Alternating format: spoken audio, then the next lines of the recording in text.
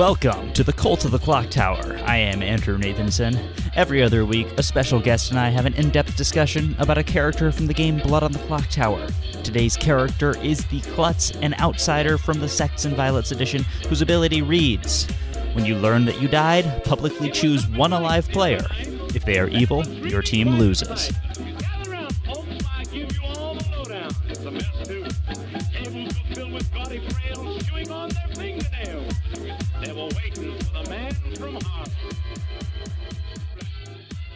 Welcome back, everybody. Welcome to the show. Today, we're talking about the Klutz, and I am joined by Lucas. Hey, Lucas, how are you doing? Hi. How are you? Doing pretty good. So, before we get started, why don't you tell everyone a little bit about yourself? Sure. I go by Stitchface in the Clocktower community and have been playing since the Shut Up and Sit Down review and have been tinkering and modding the game ever since.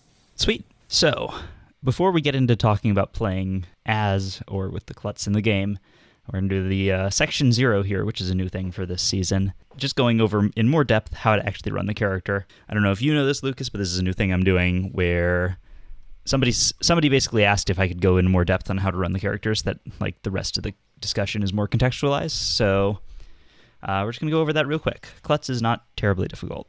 So for one thing, if the Klutz dies at night, they have to choose somebody in the morning. Or, well, I guess, first of all, when the Klutz learns that they have died, they have to choose a player.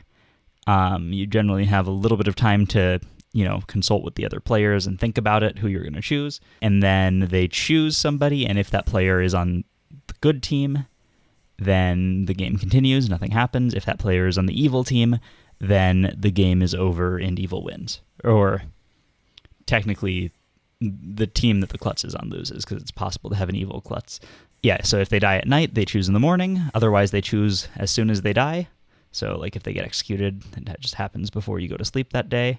And we can get into the intricacies of whatever the storyteller does for if the Klutz forgets or if the Klutz refuses or whatever. But in general, it's on them to know that they have to do something, and that is their entire ability. So they really should be able to remember that.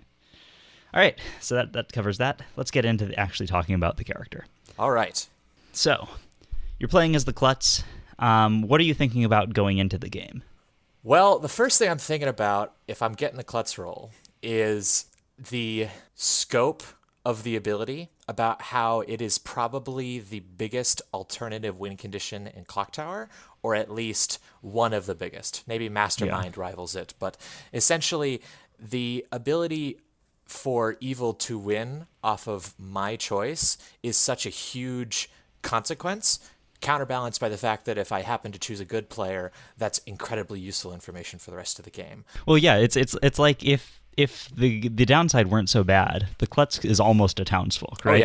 Oh yeah. Like if the consequence was like a player dies or something, then the Klutz is a very powerful townsfolk. But with the downside being that you just lose the game, it's an outsider. Yeah, absolutely. Another big thing that I'm thinking about if I'm the Klutz is the probability that I'm going to slip, referring slip from here on out as the choice. When we refer to like slip as the slip, you're slipping on somebody. Is like, you got a big old banana, you're slipping on somebody.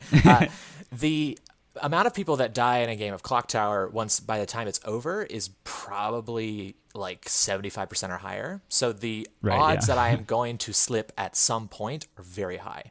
So as far as if I am trying to time the slip for a particular time, has implications in different directions. If I slip early versus slip late, I am punished and rewarded in different ways. But I expect to slip on something. Yeah, it's a little bit like we talked about this in the Barber episode. I don't know if you've listened to that yet because it just came out. We talked about this a bit, how the outsiders are all like, oh, you don't want to die, except the mutant. But everybody dies pretty much. Right. So right. It's more about controlling when you do and making sure you're still in an okay position at the time that you do die. It's not like the Saint, which is a superficially similar character as far as you die, you can lose. But the Saint is invested in more than anything else, more than probably killing the demon, in preventing their death by that particular method. Whereas the Klutz is gonna get targeted by the town or the evil team in most games. Yeah, it is possible to survive until the end. Of course. And that's a desirable outcome, arguably at least, as long as you don't think that you're so suspicious being alive to the end, which is neither here nor there. Right. I mean, that is actually a pretty big consideration, because outsiders in Sects and Violets especially tend to, it's like there's always the possibility of them turning into the Fangoo. Absolutely. Right. And that's the other thing that comes to mind if I'm the Klutz, is that if there's not supposed to be any outsiders, I'm playing a very different game. Yes. So I think that's a good broad overview of like, expect that you're going to die. Sometimes you won't, and that might be a good thing, although it still might be a bad thing, because that means that like other information characters have died, which isn't necessarily good. But yeah, so in general, I would say surviving until the end is a desirable outcome. And if for nothing else than the reason that you know for sure you're a good player, right? So like, it's always good to have one person you can trust in the final three. Yeah. To risk restating myself, you are working backwards from the expectation that you are either going to lose the game or you're going to slip on a player that will then give you not only incredibly useful information, as learning someone to trust is incredibly useful, but also you are getting information that's immune to so many different things in Sects and Violets that can pollute your information, like the Nodashi and the Vortox and so forth. Yeah, that's true. You are immune to those almost all forms of information disruption. You can almost completely trust them. Yeah, it's true. And I might get into a story as to why that's not almost, even though I initially thought it was almost. Not always, yeah. Maybe not. You're like 99% sure your slipped target is on your team for most of the game. Yeah, exactly. All right, so let's go over like the outcomes of what can happen when you do die and you slip. There's the first case, which is you slip onto good. That does a huge amount of really good things, as we've been saying. It removes, like, obviously you don't have to worry about your outsider ability anymore, and you have this trusted player. Anything else you want to say about that outcome? There are things I think you can build on that, but I don't know the actual order that we want to talk about them. Closest comparisons in the post-slip game, which is always good for you. If you're in a post-slip game and you're still in a game, you're doing real hot. You kind of have something that's analogous to a washwoman as far as being able to really trust someone, and being able to build theories off of that in a set that's as chaotic on the information game as S&V is incredibly useful. Yeah. Especially if their information, if you've slipped on a savant, and then being able to know that, all right, they could be Vortoxed, but at least we know they're not lying about all their information. Right, and that actually kind of can play into who you choose. Like, if you can, if you're in the situation where you're equally confident on a few people, or perhaps more likely equally not confident on anyone, as always, choosing a player who you think, like, you basically have to split, like, okay, well, we're either going to lose right here, but in the world where we don't lose, I should choose the person who will be most helpful to know is good. So I think that is a relevant consideration. That's, it's kind of like the Slayer in that regard, as far as if you have the absence of trust, you can start playing for the odds of whose information is it best to verify.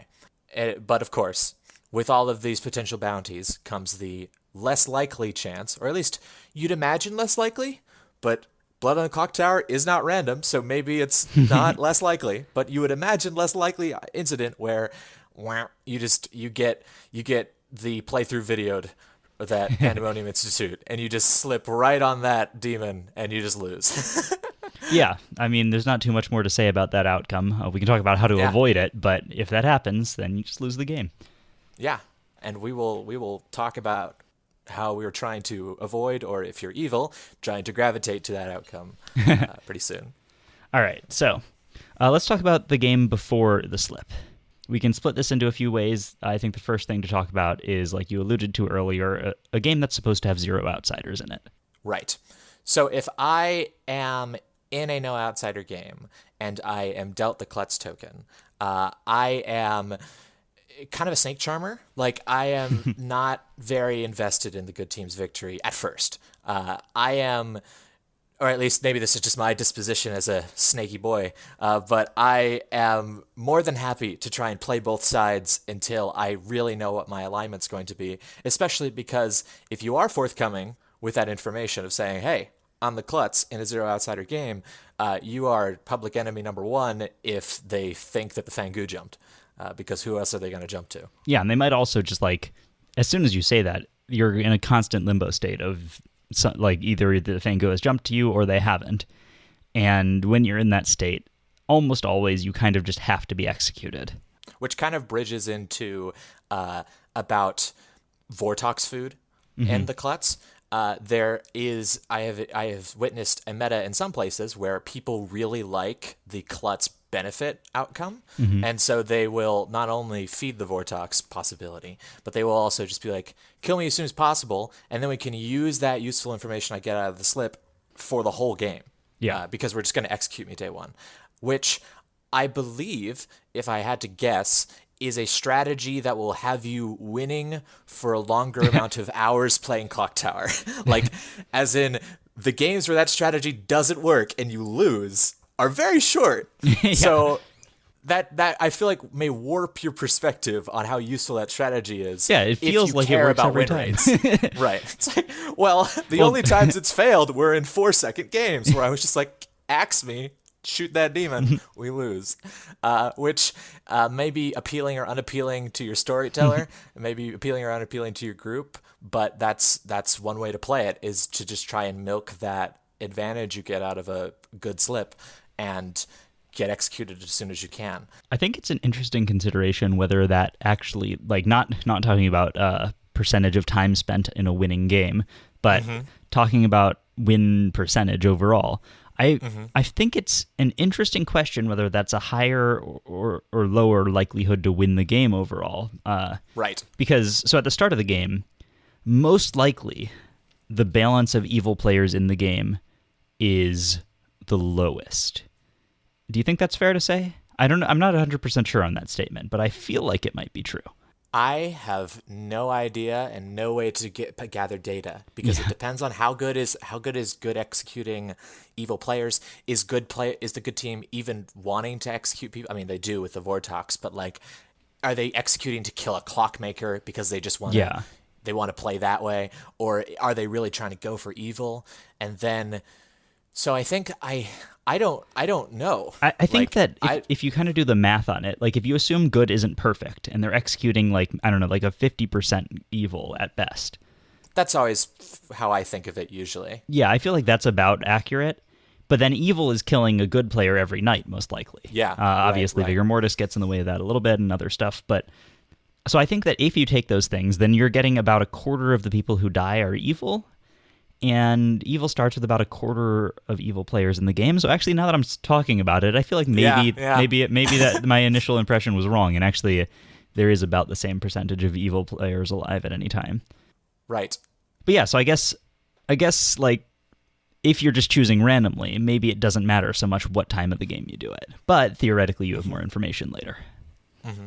And choosing randomly is another thing that is probably an interesting question, as far as the question of, is a random pick for the Klutz on average going to be picking evil more or less than going with your gut, which you would hope that you could think your way out of probability, but it's absolutely possible in my mind that Klutzes are weirdly gravitated to evil because of just how the game goes, and I just don't know. I have no idea. Yeah. But I think in general we should be assuming that you're going on the information somehow. Right.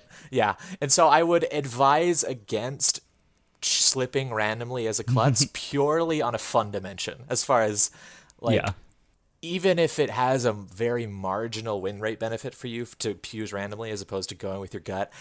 I mean, what are you playing Clocktower for if not to slip on a demon? Yeah, and like, I mean, you gotta have fun. In theory, there should be absolutely no reason that having more information would make your decision worse, right? Right. It's just a matter of like, human nature that sometimes it will. But if you're trying to be the best player you can, like the ceiling is certainly that you pick right every time.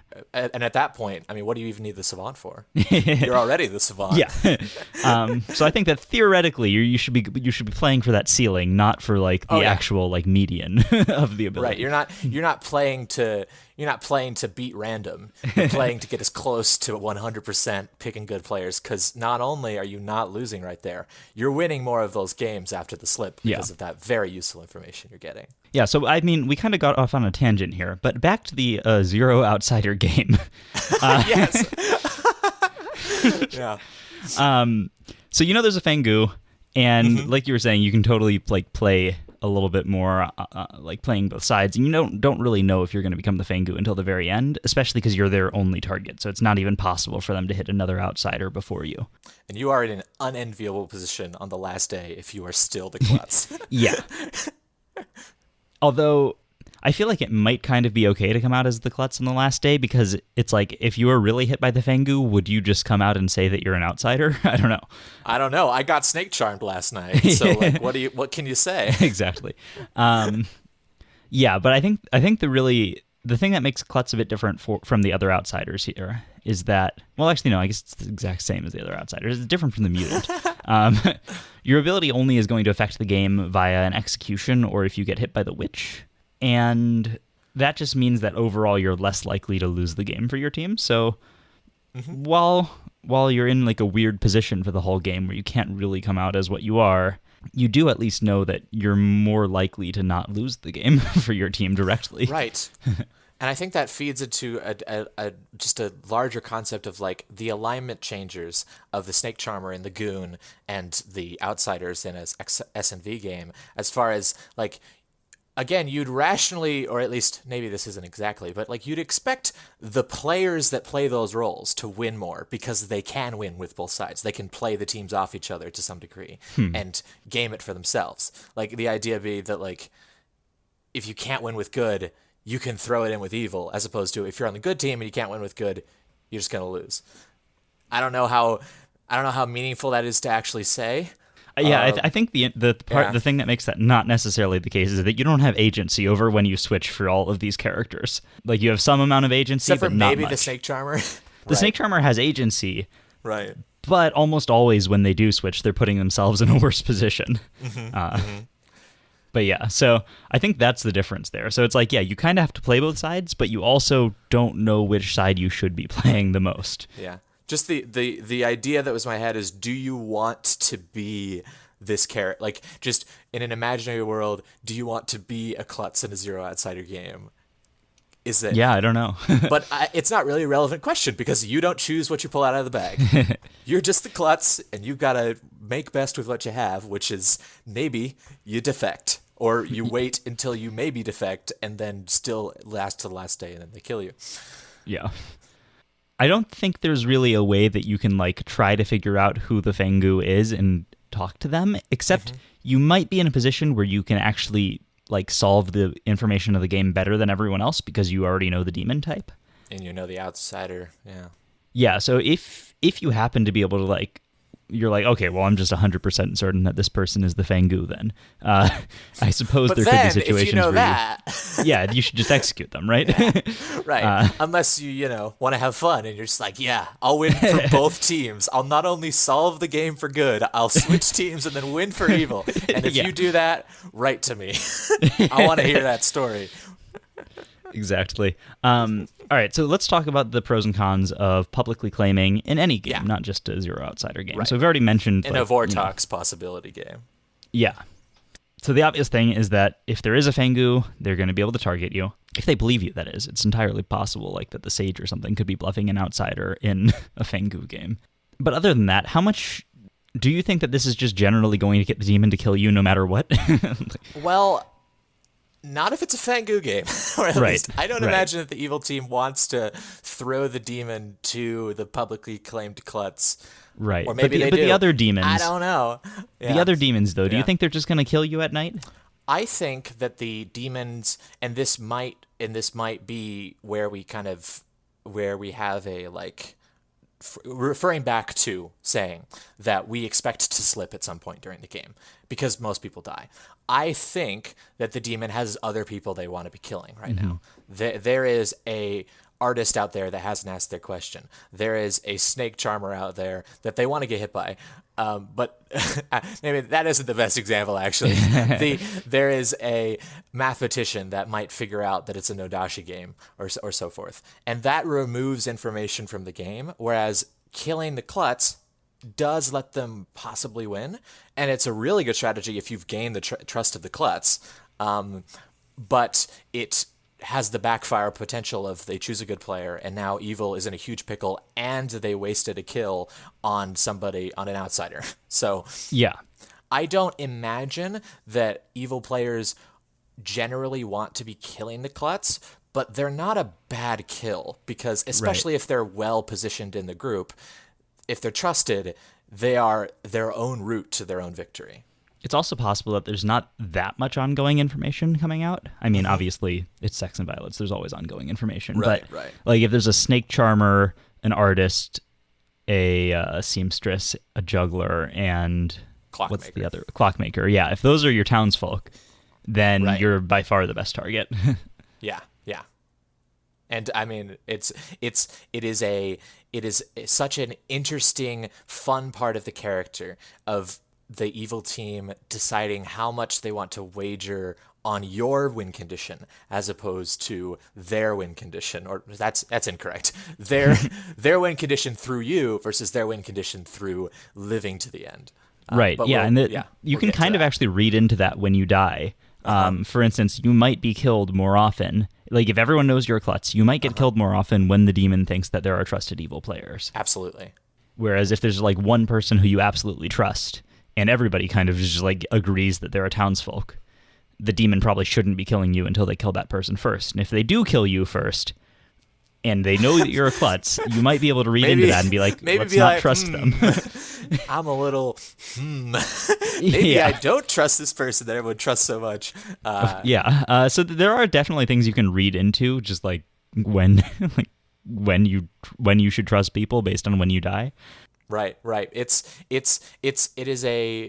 It is absolutely a Princess Bride gambit at a certain level, where it's like a strong man would never choose the Klutz if they knew that they would do. But then that's what I wanted you to think, and so forth. And I mean, that's Clocktower at its most Clocktower. Is when you're just like, are they punking me? Am I being punked? I don't know.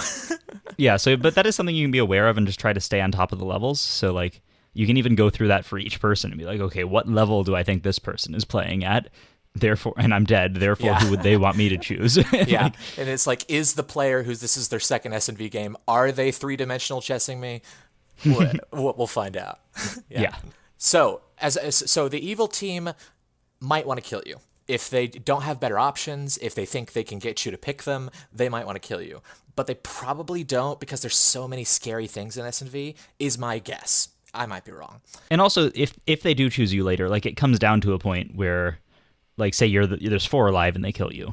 Now you basically have a 1 in 3 shot of hitting the demon, maybe a 2 in 3 shot of hitting evil if the evil team has kept their minions alive.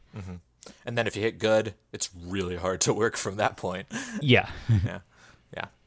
So, but as far as the good team is concerned, I would guess again that the good team wants to kill you unless they have like a personal distaste of the game ending early. Like they just don't like that. They want longer games. They don't want to just play games where the Klutz dies that early. I imagine that the good is generally itching to kill you purely because there is such a benefit if you choose good. And I mean, somebody's got to die to the Vortox on day 1, and we don't have a clockmaker. So who is it gonna be? Yeah, so this is an interesting thing where there is this strong meta, like you were saying, in some groups of killing the Klutz day 1, and to some extent, I think that it's a very good idea. Right. Like I'm always hesitant to just like say that any meta is like always good, and it's certainly not always good.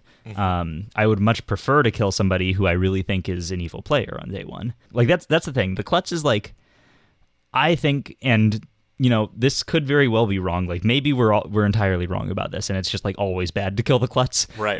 I could see that being the case, but I don't think so. So I'm working under the assumption that like in general the Klutz dying is good, but there are certainly situations where it's bad.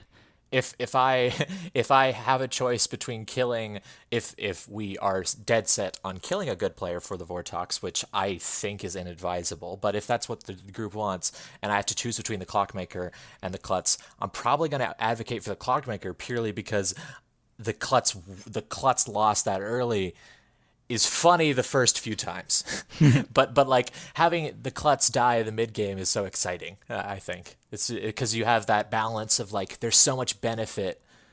Actually, that's what I think we should lead into. So in talking in the central theory that most people die in a game of Clocktower, and you're probably going to die as the Klutz.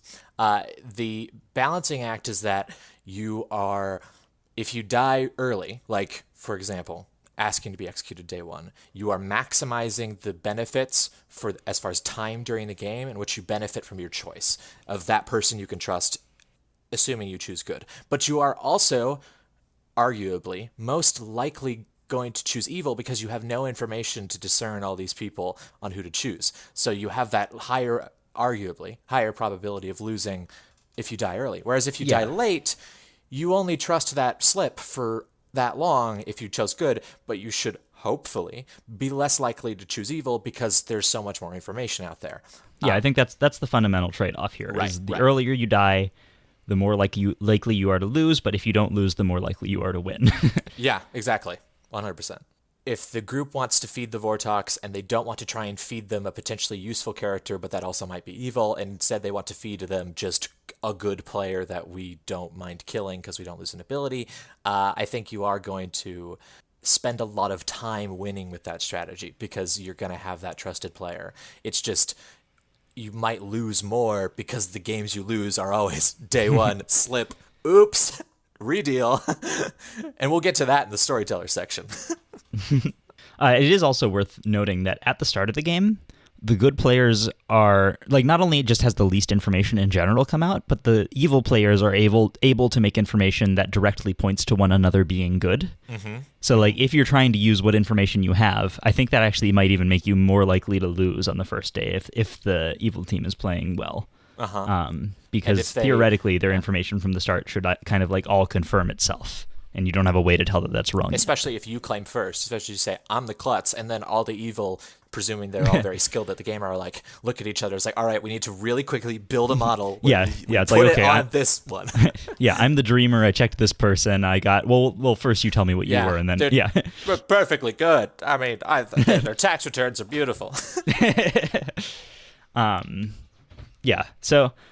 don't know. It's almost like, you can I can see the benefits of playing it both ways, and I think should be like ideally you're adjusting whether or not you want to do that based on the game state and just what your players want. Like, of course, you're always playing to win, you're always playing for your team, but like if the group is just likes something more and you don't have any other way to choose, just being a pleasant gamesman tends to win you Clocktower because people like you and they're psychologically inclined to trust you even when you are the evil twin. Yeah. All right, so throughout the rest of the game, though, I think that the thing you want to be doing is, well, theoretically not, like, coming out, because we've already talked about what you do in that case. But I think, in general, you should be focusing so much during the game on finding players to trust. Absolutely, 100. You don't have anything else to be thinking about. It's, like, we've said this about a lot of characters, but it's especially important for the Klutz. If you don't have a strong ability, then you have all the time in the world to like just make deductions about what else is going on in the game. You have everyone else's ability to think about. I guess to that end, you should be trying to get as much information out of people as you can, whether that's in whispers or encouraging people to tell stuff to the group, and just spend your time thinking about it and trying to piece together at least one player you can trust at all times. Yeah, and while it can always risk this type of play always carries risks. It is an excellent excuse to mine information out of people to just say, hey, I'm the Klutz, and I want you to tell me things because I want to be able to trust you when the time comes, because arguably the time will come. However, if we are hiding, if we are trying to be in the darkness, it isn't impossible that you live to the end without your slip, and that way you avoid your outsider drawback. And so while unlikely, I think it is absolutely valid to, in some part, play for staying alive. Just because if you can manage to dodge all the executions and all of the night kills, you're in a pretty good spot unless people don't trust you for living that long. All right, so you died. Yes. Oh dear. So what do you do here? Right. Should we talk about what you should do or what everybody else should be doing first? Let's actually start with what everybody should. Yeah. Let's start with what everyone else should be doing. Let's look at what I actually didn't realize I put it in the show notes there first. I thought I was being clever, but no, it's just there in the show notes. I already said that. Other players. Okay, so the Klutz is a cool role to be. It's also a cool role to be with. And if you are on the good or evil team and somebody just died and they're saying they're the Klutz, I think that it is not at all the time to sit on your laurels. This has now become, at least in part, the game. It's all about this one player's choice. And so if you can get them to choose you, you have so much benefit. If you're on the good team, they'll implicitly trust you for the rest of the game, hopefully in most circumstances. And you can build so many cool models off of that in order to find the evil team. And if you're evil, you get the whole kit and caboodle. You get the whole dang game.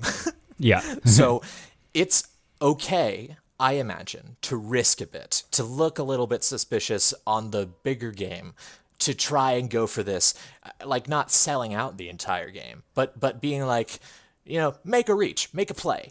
I think that this is a wonderful time to make things happen because you have so much to gain as the person chosen by the Klutz. It's such a gift to you. And the thing is, every single person should want the Klutz to choose them. Absolutely. Right? So, but there is a difference, though, where sometimes you might also want the Klutz to choose someone else. Probably not as much as you want them to choose you.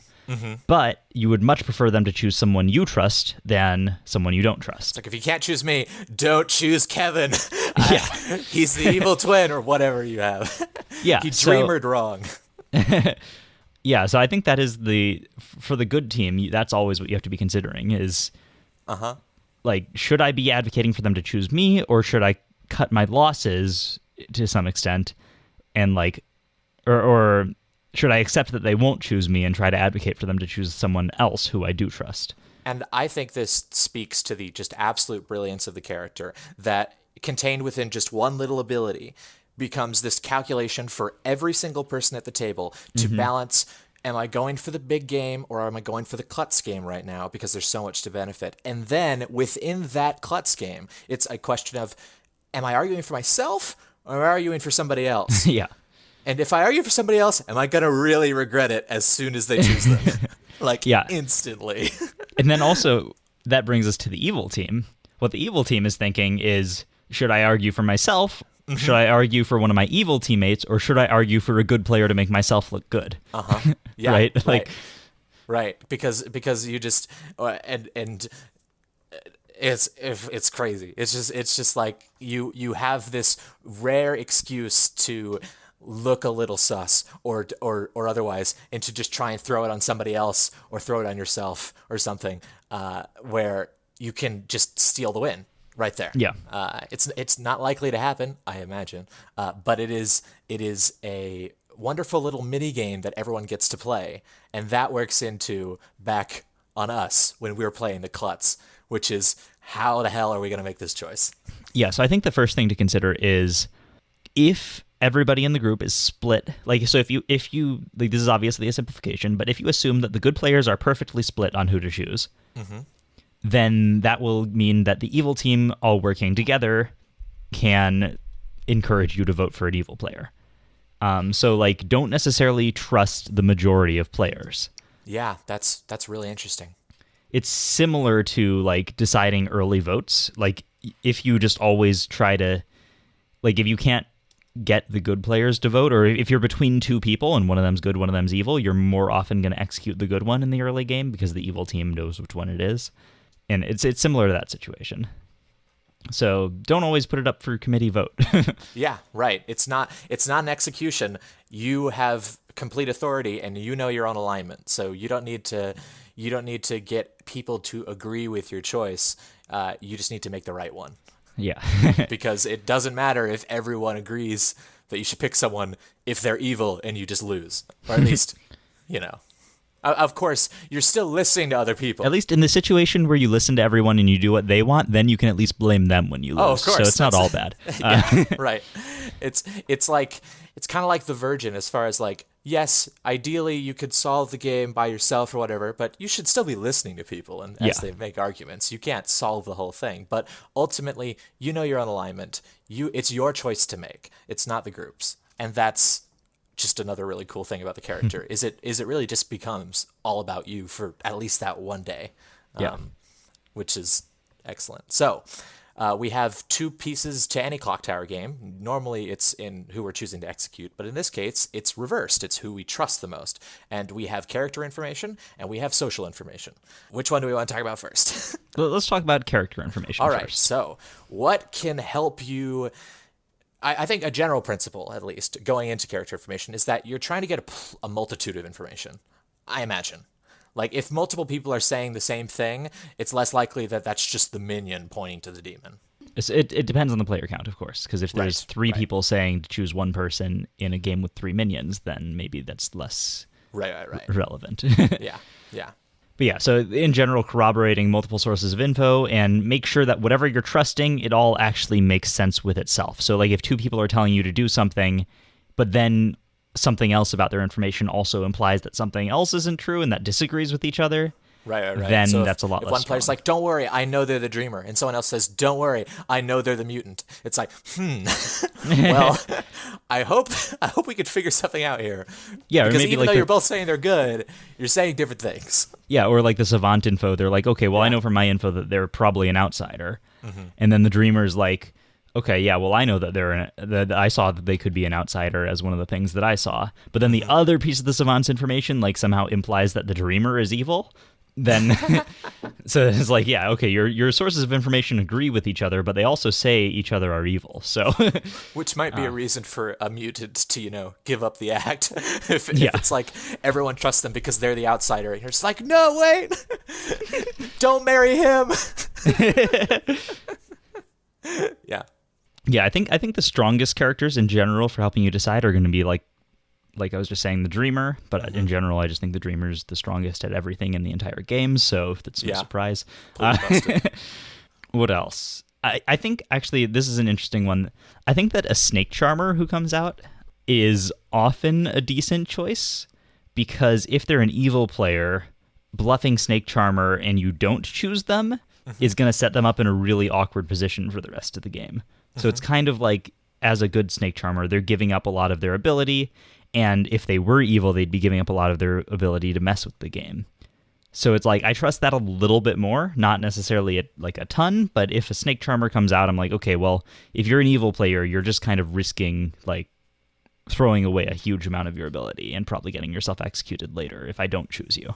I don't know how many of your listeners have seen the playthrough videos on TPI's channel, but the Sects and Violets game was an example of a Snake Charmer being able to clear somebody, but still being so committed to the evil play that the Klutz then chose the demon and lost. Yep. So that was a funny moment. And Evan, the social media, I don't actually know Evan's title. Yeah, the social minion Evan, quote unquote, as he's called in the Kickstarter. Yeah, as he's called in the Kickstarter. Shared a story with me talking about how he had also played a game where he was a Snake Charmer and confessed to the Klutz, because the whole game revolves around the Klutz on that day of trying to get them to pick you or pick someone else, and trying to get the Klutz to pick someone else, and did it so convincingly that the Klutz just picked him, and then they won the game off of that because the Snake Charmer looked so trustworthy from giving away their whole deal. So I think that the Snake Charmer, there is evidence in the playthrough video and in the anecdote of the Snake Charmer being a pretty reliable indicator. And of course, now that we say that, every game on the Imp server is just going to have a whole bunch of Snake Charmers just pointing to the demon. Yeah. But yeah, Flower Girl, Town Crier, Seamstress. The artist can use their question if they want to. Yeah, actually, that's an interesting question of whether or not the artist has a moment there when they go ask a question. I feel like they do. I feel like they do. The Klutz doesn't have like a time limit. They just have to make a decision before, like, when they learn that they died. I feel like I would allow an artist to come ask me a question. Yeah, that's just a question at that point about, like, do slayers and artists get to do things after the execution? Because I believe there was question on the TPI team as to whether or not that's going to end up being the case. I'm pretty sure they do, is the final decision on that. And also, I guess that it is also relevant in, like, first thing in the morning when the Klutz learns that they've died. Whether the Klutz ability takes precedence and, like, they have to immediately make that choice, or if the artist can go ask a question. Sure. But I'm pretty sure they can. If I'm wrong, I'll correct this later. Mm-hmm. But yeah, that's a very good time to ask an artist question. Right. Or if your storyteller has a different ruling, to trick them into asking an artist question. Or if you're a minion, to go ask an artist question. Yes. Yeah, I just asked. I asked if this person's good, so they're definitely good. Yeah, you can trust them. Pretty good. But you can also trust me, because I asked the question. So I mean, I must be good. Yeah. So it's just an invert of the execution puzzle as to who's the most suspicious. Let's vote them off. It's instead, I am the one choosing, and I am choosing who I trust. Or if you're really ballsy, somebody who you don't trust and want to, which I don't know. I don't even know how to think about that one. Yeah, it's like, wow, it'd be really nice if this player was good. That would make a lot of things easier, but they probably aren't. Yeah. I don't think you can do that to break the vibe, but if you want to know if the savant's trustworthy, that's I guess an okay way to do it. It's just hell of a cost for doing it wrong. So that's all choosing based on game information. What about, like, just picking somebody who doesn't feel like, who feels like they're playing like a good player? Well, it's charisma. It's using the social tools that you happen to have at your disposal to read people. If you play poker, now's the time to do it. Like, now's the time to read someone's blinking and see if they pass the Voight Kampf test or whatever. Like if you have a sensitivity to somebody, and you always know what their alignment is and they look good, well, there's your pick right there. And boy, will it be funny when it turns out they're the minion. Yeah, I don't think there's too much we can say about that, because it really is just absolutely meta dependent. Yeah. Yeah. What about choosing one of the twins?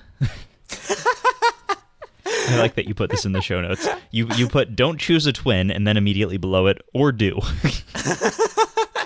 Yeah, it's the same kind of thing as far as executing the Klutz Day 1. It's like, if you want to end that game quick, if the game's not that fun, maybe you do it. It's like, hey, there's pew. I mean, yeah, there's a really big upside to figuring out that one of the twins is good. Oh yeah, no, the game's pretty much over if you do it. It's just a 50-50 shot. It's like you're eliminating two lose conditions at once for yourself. Yeah, your own and the good twins. Yeah. But I'm sure the other twin will be thrilled to see your choice. Regardless of their team, they're going to feel so robbed for you choosing the other person. Yep. But yeah, if you want to settle it, if you really want that game to be over, you can do it. Yeah. It's your choice. It is your choice. That cannot be stressed enough, that it becomes about you in the most comical way it can be. Let's talk about the game after the slip. You survived the slip. Pew, pew, pew, pew, pew. You did survived. You made it. The game is Mission accomplished. Easier to win now. It is so much easier to win. You would hope, at least. I mean, first off, the evil team is killing that player ASAP, because everyone's going to trust him if they make it to Final 3, or at least you would. Oh, I mean, they don't trust you, but you trust them, and so it's going to be a lot harder. So it puts a huge target on their back, and that's especially good if they are not. And actually, we get back to this thing, which is, it's helpful if they're not someone the evil doesn't already want to kill. Yeah. So if you stick it on a clockmaker, well, now they have to either kill the savant or kill the trusted clockmaker, and neither one's desirable. Whereas if you put it on the savant, you trust all their information up to that point, but now it's like, all right, and bap, you can get them. So even then, it's a trade-off as far as who you want to put trust on. And I think a really important thing is that hopefully you haven't put trust in somebody who is going to change alignment in the course of the game. Yes, you would hope. You would hope. Of course, that actually kind of, we haven't actually moved out of the discussion of who to choose because this is relevant there. Hopefully you don't choose, like, if you can avoid it. If this is the only person you're confident on, then sure, choose them. But if you can avoid it, it's probably better to avoid choosing another outsider, like especially if it's if the existence of that outsider means it's a Fengu game. Yeah. It's probably better to avoid choosing the Snake Charmer, even though we already said that maybe that isn't the case. Or just at the very least, choose somebody who you're pretty sure you trust to be good and also know what they are. Because if you're just like, I trust this person, but I don't know what character they are, they could be something that could be good now but change to evil later. Right. Yes, and I, in prepping for this episode, tried to play a few games as the Klutz, and in one of those games, I did not make this realization, and I was like, I completely trust somebody 100%, and there's no way I could be wrong that this person is good. And we lost that game because I chose the mutant who turned into the Fengu after my choice. Wow. So, if you can help it, maybe don't slip on the mutant like I did. Yeah, and just be aware that that's a possibility. Like, sure, you have a very strong reason to trust them, but you never know the full truth. Right. But aside from that, you have the most powerful piece of information, or at least one of the most powerful information in Clocktower. You are immune to the Vortox, you are immune to the Nodashi, you are immune to the Vigor Mortis. You know that person is good at the moment you choose them.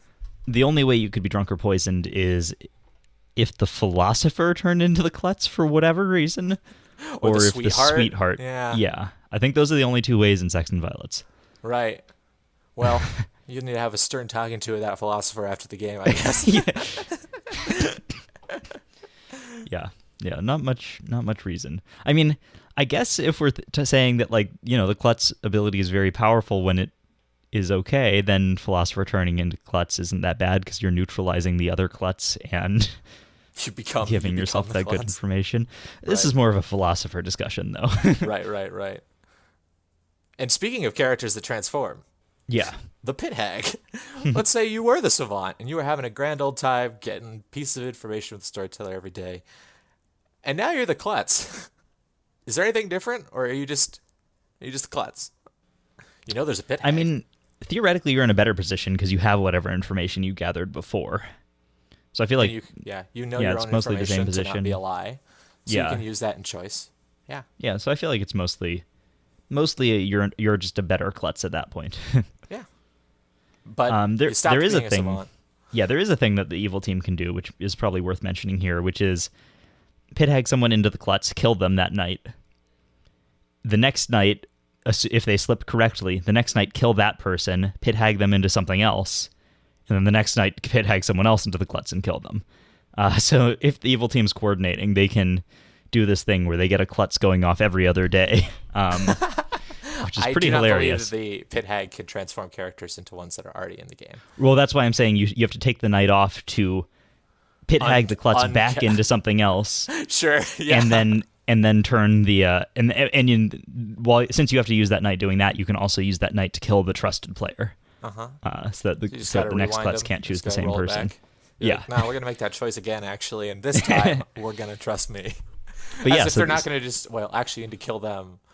Yeah, you're right. You're 100%. Yes, this is theoretically a way for the evil team to be able to win every 2 days to have another chance at their win condition.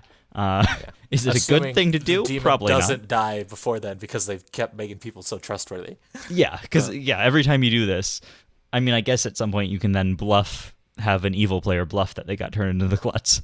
I don't know, but yeah, listeners, you have a new mission, which is to do this whack Pit Hag Klutz. Yeah, combo. this is a new thing for my list. The list of thing I'm actually going to write that in the notes. Yeah. The Gatling Klutz. Yeah, it's like a barber chain, but more convoluted. Even more steps. And this is only if they found out there wasn't a Vortox and are now just fine to not kill anyone, because you're never going to have enough time to do this otherwise.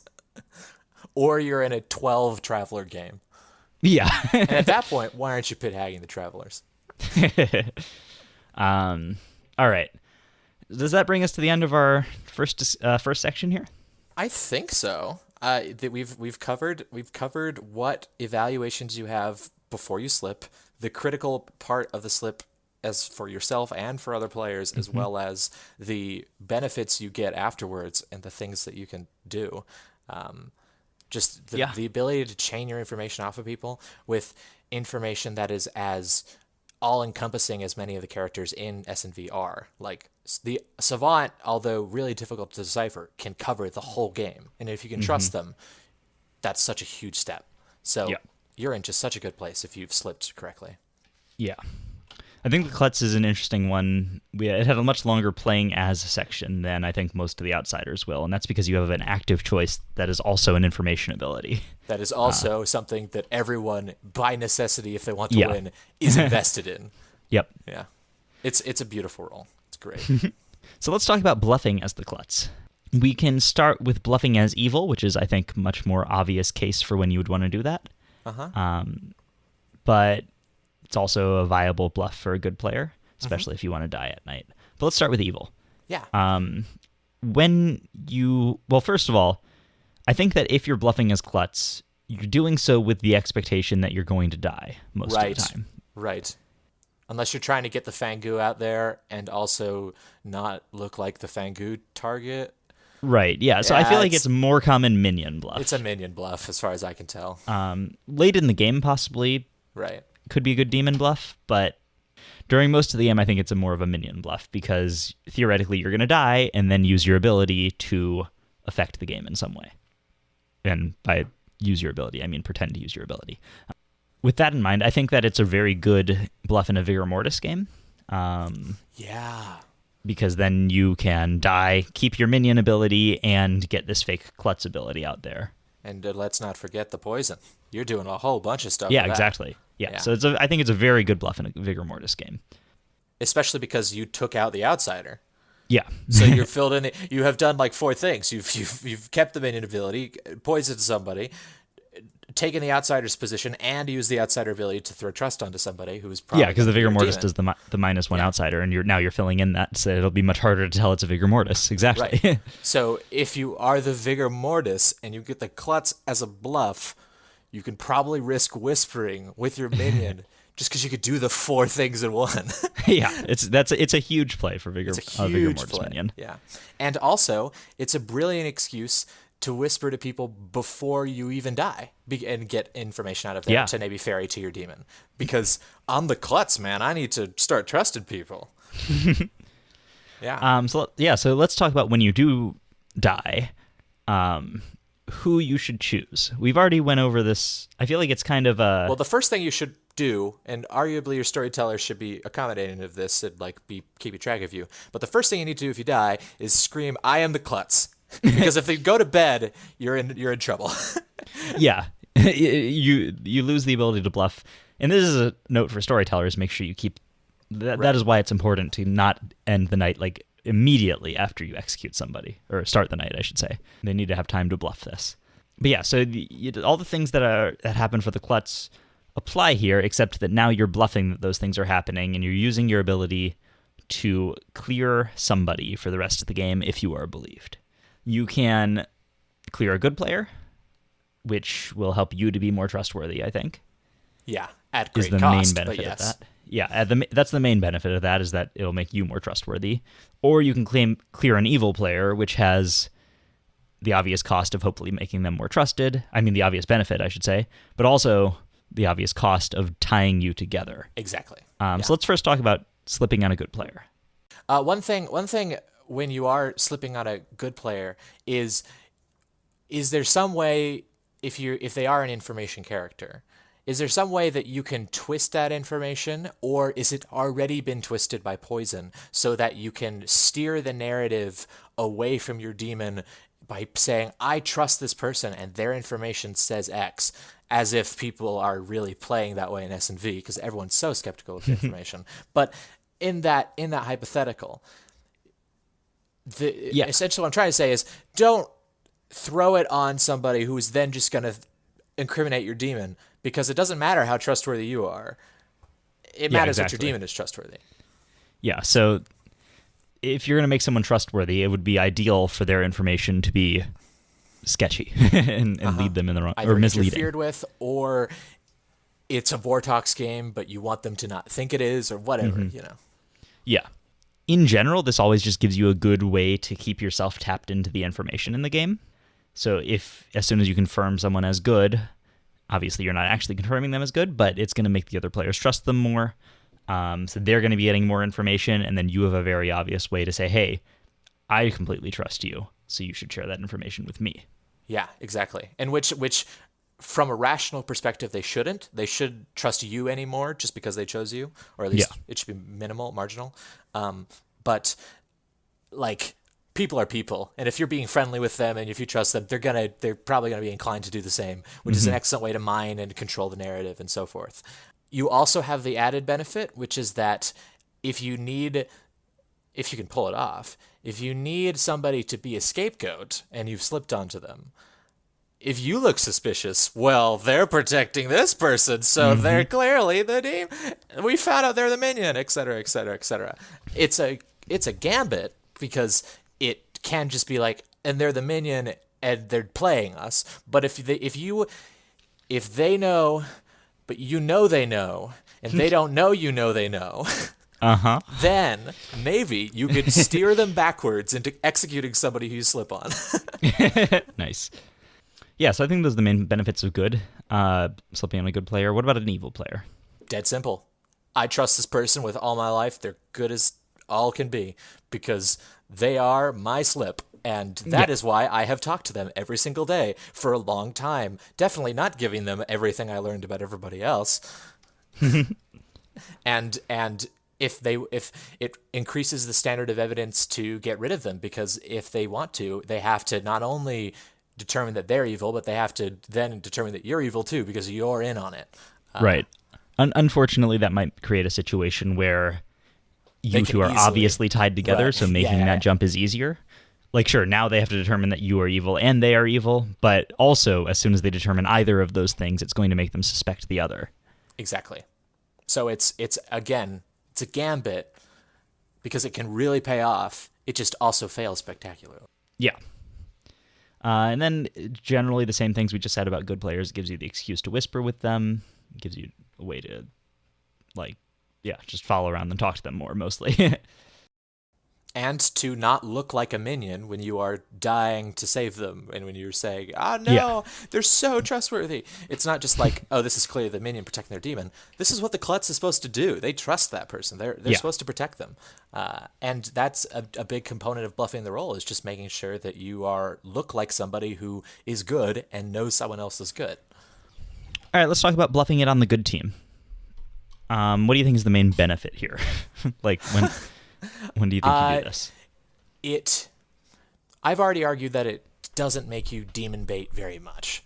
So I don't know how much it influences the evil team's kills. However, if you are an information gathering character that gathers information over time, maybe it persuades them not to kill you because they think that you're the Klutz and you're just going to die. You can die later. I don't know. Yeah, it depends on the group meta, right? It depends on the group meta. Yeah. Like, if you think most players in the group think that killing the Klutz is a strong benefit for evil, then it's a good bluff to get yourself killed. If they're more on the same page that I think we are, where it's like, yeah, sometimes it'll be correct, not always, then maybe you could choose a better bluff. So I think that it's a decent way to get yourself killed at night, but it just depends on the group. There are a few drawbacks to it. Like, obviously, when you die, if you're going to keep the bluff going, you have to slip on somebody. And you, unlike the evil team, you're not in a position to make sure that benefits you. Right. It's just going to cause confusion for the most part. Unless you really want to whisper with someone and not look suspicious. But you're going to look suspicious when you, at the final day, are like, I just claimed a Klutz just to talk to someone. That's why we thought it was a Fangu the whole time. Yeah. One thing you can do to avoid that is stop bluffing Klutz when you're dead. Yeah. Like, maybe you're the sage, or I don't know. It's hard to think of a situation where, like, when would you actually want to keep bluffing Klutz once you're dead? Like, like you'd want to die for some reason. I guess if you have, maybe you're the sage, and you learn that it's one of two people, the demon is one of two people, and you want to keep that to yourself so that they kill the other person and narrow it down to themselves or something. That's a so then good maybe you reason want to keep, as I can think of. Yeah. Yeah, so maybe you want to keep bluffing Klutz in that situation. But in that situation, you can also just say, "Hey, I'm the sage, but I'm not telling you my information." Yeah. That's equally viable, I think. Yeah. The only reason I can give is for a lot of strategies in Clocktower, which is that like just pure chaos theory. It's like if you could maybe there is just a benefit to throwing a spanner in things. And so maybe for some reason you think you need to throw a spanner in. Maybe you don't think you need to, but your dark heart compels you to throw a spanner in things. And all I ask is that you take that spanner out before the end of the game, or people might be a little grumpy. Yeah. Sometimes it just, stirring up the information and concealing stuff will make the evil team make worse plays, for instance. Maybe the minions will think there's a Fangu, and they'll tell the outsider that the demon, I don't know. All right. Well, I think that about wraps up Section 2. Much quicker than Section 1. And keeping in mind all the stuff from Section 1 is going to help shape how you bluff. Let's move on to Section 3 then, which is running the Klutz as Storyteller. This is also there's not terribly much to talk about in this section either. Klutz just does its thing, and you watch. Right. There is a like process component of storytelling about just of good hygiene, I guess, as a storyteller, of making sure that whenever someone dies, you give them time to do the wild Klutz bluff or something.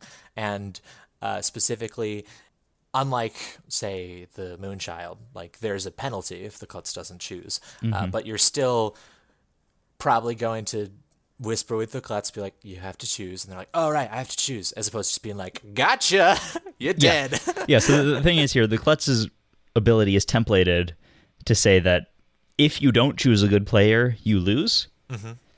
Which means if they don't choose anyone, then they didn't choose a good player, so they lose. But also in the Almanac, it explicitly says that you should whisper with them and like remind them that they need to choose somebody, because nobody wants to lose the game just because they forgot their ability doesn't work. Right. But if they do that and force you to have to whisper with them, you should absolutely shame them. No, don't actually. But I think that going over it before the game, like if this is your first time running Sects and Violets, and like whether or not you're putting a Klutz in the game, make sure you really stress the fact that like, okay, if you're the Klutz, I'm like, make sure you remember to do this. After the necessary 4-hour explanation on how madness works. Yes. It's similar to Moonchild and Butler in that respect. Right. In that it's like, yeah, you could vote as Butler, but you're cheating. Yeah. It's like you can not choose anyone as Klutz, but I will help you. But that's not me. That's not nice to me or the evil team on a fairness level for me to confirm your claim by reminding you. Also, I think at the start of the game, if there is a Klutz in the game and you think that even if you think they're likely to remember it, it could be worth going over it with them, as long as you aren't making it obvious that that's the only character you do that for, you know? Just give them that evil eye for as long as you can and just be like, is there something you want to do before I send a knight? But I'm not going to say that out loud. Yeah. Maybe you want to pick somebody? There's no way the Klutz, in 99.9% of games, isn't always thinking about the slip. Well, actually, no, that's not true. You can get really involved in an evil twin discussion and completely forget your own power. So, yeah. Just give a little tap on the shoulder and discreetly, and hopefully they'll catch the memo. You might want to like make a sign before the game that you can show to the Klutz at night that says, pretend that you just remembered you're the Klutz and tell me to wake everyone up out loud. That'll go with my paragraph explaining how the Serenovus works every time. Just like, here you go. Yeah. All right. What other considerations are there? I think that as a storyteller, whenever you put the Klutz in the bag, you are saying something about the game, as far as it's like, you can't put the Klutz in the bag and be upset if they die or asked to be executed day one, and then the game is over really quickly. So don't put like your darling, unless it's about the Klutz, don't put your darling savant ideas in a game that could end day one, or maybe do. I mean, there's always new ideas, but just don't be disappointed if that's how the game ends, because that's part of the character. Yeah, and I think that putting the Klutz in is going to kind of make the game more swingy, because like we were talking about, this ability is either going to lose the game or make it much more likely for you to win the game, for the good team. And so just be aware of that, and you can either lean into that or try to counterbalance that maybe with other characters. I don't know. There's not too much to consider there. It's a beautifully swingy roll. Yeah. I love swinginess. There's one situation that can be tricky for storytellers, which is, the Klutz can just get themselves executed at night. If the Serenovus chooses them at night and then they break madness at night, you can execute them. And when you say out loud, all right, so-and-so has been executed, they have just learned that they are dead at night, and they now must choose somebody. But it's still the night, so they can't open their eyes. So if that happens, they're probably not going to be thinking that they need to choose somebody right now. So you should probably wake them up and remind them. It's not like anyone else is going to know. And yeah, and then they just have to choose somebody with their eyes closed, and everybody else can talk to them and whatever. But see, this is the elite matron plays. If you're the evil matron, you just gotta switch players in the middle of the night. Oh my god! So it's like, you chose the demon by pointing at them blindly. Wait, does not at all? Nope. Is that how the Klutz works? It's not how the matron point works. At somebody? Oh if the Klutz points at somebody. Yeah, actually. And do they have to point at somebody, or how does the Klutz work? Well, we found the meta for the minion, which is when the Klutz is about to do, just dive, physically leave the seat and just and hit yourself, and then you win. It's that easy. And right, then unfortunately, in the almanac it says they declare a player. Oh well, there goes my reason for bluffing as Klutz as the good player, because that's how you find minions, is if they just jump in front of your Klutz arrow. Yeah, I guess you can announce in that situation. You're like, all right, I'm the Klutz. I'm going to point to the person I choose. I'm going to point roughly at a 20-degree angle from myself. What happens if a Klutz chooses a storyteller in an atheist game? Who knows? I think that about wraps up the Klutz. By the way, Klutz getting executed at night is also going on my list. Oh yeah. Well, preferably we do this while we're doing the pit hag chain. Yeah. Add a Serenovus into the pit hag. We're just gonna Gatling Klutz. Rude Goldberg of evil play that. Well, actually, if we Serenovus them, no, we can't do it faster. All right. Well, anyway, thank you for listening, everyone. Thank you. This is the discussion of a very strange character that's very fun. And yeah, thank you for being on the show, Lucas. Thank you very much. It was an absolute pleasure. All right. You will hear from me and another guest in a couple of weeks, everyone. All right, everyone, listen. We stopped recording, but then I reread the almanac. Turns out, in the top section of the almanac, it says they declare a player. However, in the how to run, it says they should point to a player. So I'm assuming that when it says they declare a player, they mean they declare them through pointing. So they should point to a player. Therefore, minion diving in front of the Klutz at night is a viable strategy. Or maybe, depending on how freewheeling your storyteller is, maybe during the day. Maybe you're just like, I'm just going to hit it. Yeah, I guess so. You're gonna just be Ender, and you're just gonna hit 4 helmets at the end of the goalposts and be like, I won. There we go. Yeah, who knew that Blood on the Clocktower was actually a physical sport? That's what it's gonna degenerate into. Is you're just gonna have a whole bunch of just increasingly iterations on tackle football rules as far as who can this Klutz legally point at. It's an area control game now where the evil team is trying to make sure they control the space around the Klutz. Right, but then you need to have this kind of contact rule where if they grab your hand and physically force you to point at them, it's not a valid choice that you have to choose of your own agency. Yeah, we'll have to form a new committee to referee games of Blood on the Clocktower in addition to storytelling them from now on, probably. The thing that breaks me on this idea of the minion dive is that there is actually counterplay in regards to the Klutz bluff by other good players. That if a good player just claims Klutz and witnesses a dive, they're not the Klutz, but the minion gave themselves away. So maybe it's actually a valid tactic. I don't know.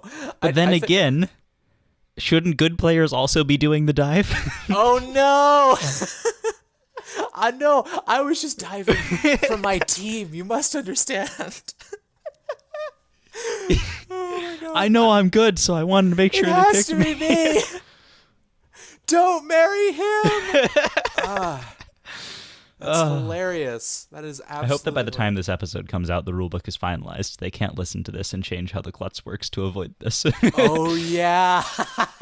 If they don't change it, it'll just be some underground whatever street ball tactic that Clocktower groups use of just whatever.